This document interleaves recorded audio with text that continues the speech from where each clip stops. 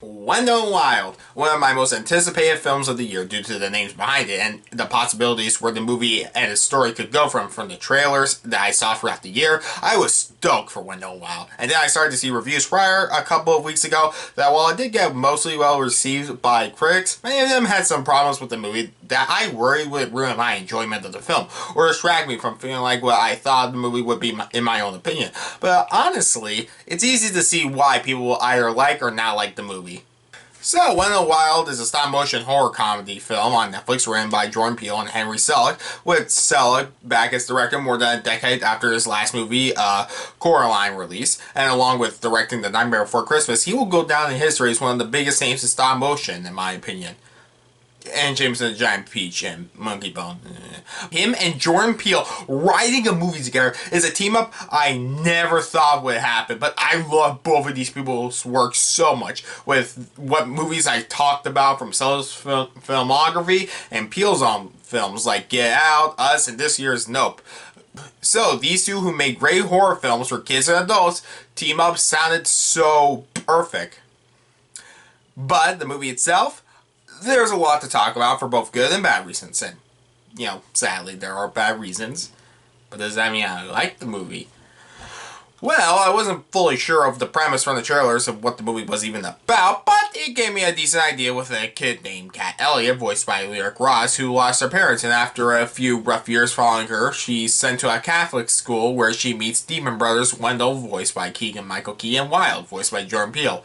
Yes, it's great to... I forgot to write down anything about these two as a duo, so, off the top of my head, I love these two, and I'm glad these two can both do their separate things. Like, Keegan can focus on his career as an actor, and Jordan can focus on his career as a writer, director, producer. And these two can just come back and work separately whenever they want. Okay, with that said, moving on.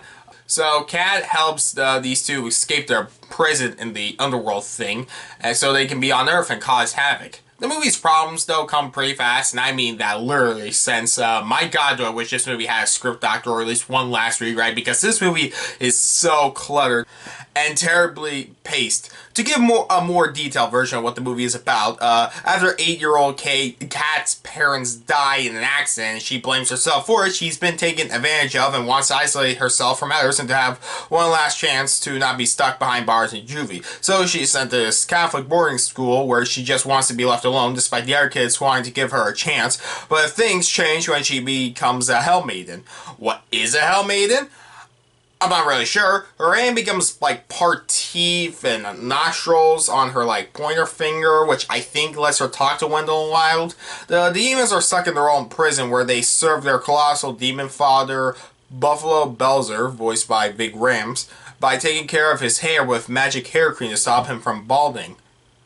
At night, the two convince Kat in her dreams to help bring them to the real world, since they at first lied that they can bring her parents back to life, but conveniently, the supernatural hair cream can bring the dead back to life too.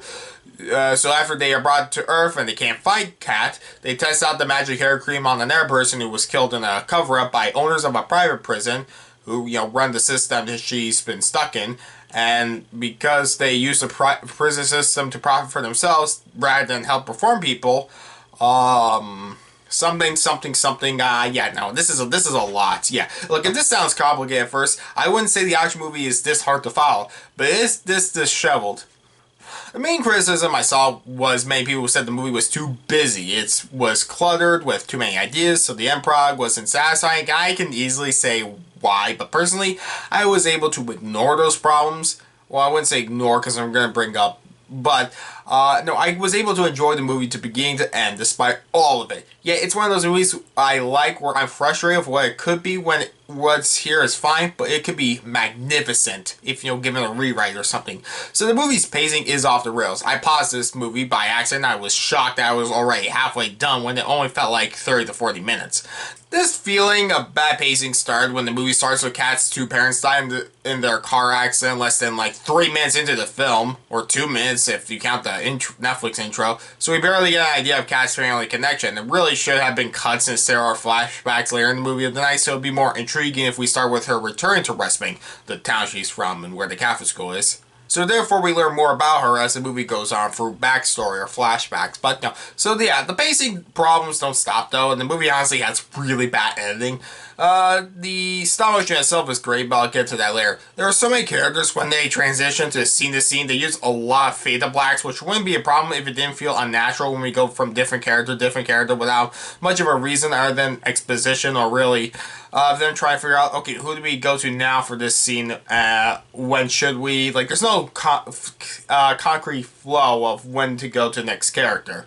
And even then, some scenes feel too short. Without going into spoilers, in some scenes, some characters just change motivation or personality way too fast for it to feel natural. Either like the daughter of the private prison owners, Saban Clarkson, voiced by Tamara Smart. Which, actually, now that I think about it, to give more detail about her character, I think this easily could have been what saved the movie. So, Sisabin, I think that's how you pronounce her name, I forget, and these two other girls are part of what would be a group of bullies in any other movie, but they are so positive and joyful, it almost feels like they are pretending to be nice, but Sisabin could have been the perfect partner for Kat to team up with in the movie. Kat's a pessimist and she's an optimist. Her parents are in charge of a system she's blissfully unaware of. The true nature behind it, thinking her parents are truly helping people, and Kat has to make her see the harm her parents are actually causing and what it does to people like her. So much could have been done with this dynamic, but Kat instead teamed up with Rao, who is this kid I thought was also going to be seen as an outsider since he's trans at an all-girls school and was part of Sibin's clique and they even call him by his original name by accident. But after that scene, he's only part of the movie for plot convenience. He and Kat form no believable friendship as the movie goes on. He just helps her out and they don't get to know each other better or anything like that. There's a couple trying scenes with the two of them getting along, but I don't know if I would say it's like that great of a friendship. Now, there are even more side characters whose motivations aren't clear or just basic, so I can easily see all these problems being the reason people wouldn't like this movie. I get it. And I truly do wish they could have rewrote this script one last time. This could have so been up on the same level as Coraline or The Nightmare Before Christmas. But with all that said, I really did enjoy the movie. Because here's what I have to say that I love about it. Or, I like a lot. I've ever seen Black Adam, a movie where, despite the visuals, I was bored easily throughout since the characters were, boring. Here, the main characters, Kat, Wendell, and Wild, are very likable. I really like Kat as a character whose pessimism isn't annoying, it's understandable, and mistreatment in the past makes it clear why she is the person she is now, and with some choices others might make differently, why she does what she does, makes sense in the context of the film. Now, I wish more time was dedicated to it, as Wendell and Wild's motivations are a bit unclear. They want to build a fair, and like I said, at first it's not really... Actually, I don't remember if I said this already, but whatever. So yeah, it's not clear if they are good guys or bad guys, but I wish they interacted with Kate more, but even then, these three are so likable, I don't mind the pacing around them, so thank God they are the main characters.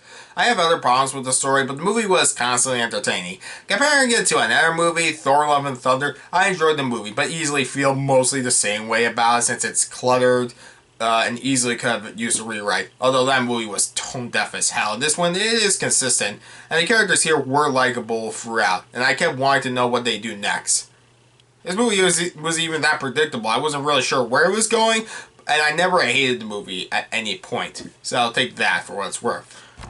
The movie as a comedy works, it's really funny. It's constantly funny. None of the humor gave me like big laughs, but every single one made me chuckle when a joke presented itself. The horror isn't as good as Coraline, despite this movie having a PG-13 rating, which I honestly don't know if it earns a PG rating compared to a PG just because they say ass or crap a few times. And the horror itself might have been a bit hit or miss. I mean, it's because there's a lack of mystery due to the over-exposition. But in terms of story, I liked it, didn't think it fooled the audience. Like what they do with the evil prison owners and what the film itself has to say about the prison system, which is a real problem, and I think the movie tackles it very well. The third act does feel rushed, and as I said, some choices come out of nowhere, but I wasn't hating what I was watching. I liked how it came together at the end, even if its pacing is bad, and the final moments of the film are a little too confusing.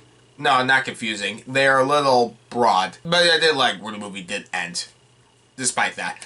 And the visuals and the stop motion, of course, are outstanding. I was a little distracted by the lines in between the mouths, because I could easily go, okay, that's how they replace the lips in between shots. And, frames when they take photos. Which I read about, and apparently Selleck did on purpose in order for it to feel authentic, which, I I mean, I can see why. I don't know.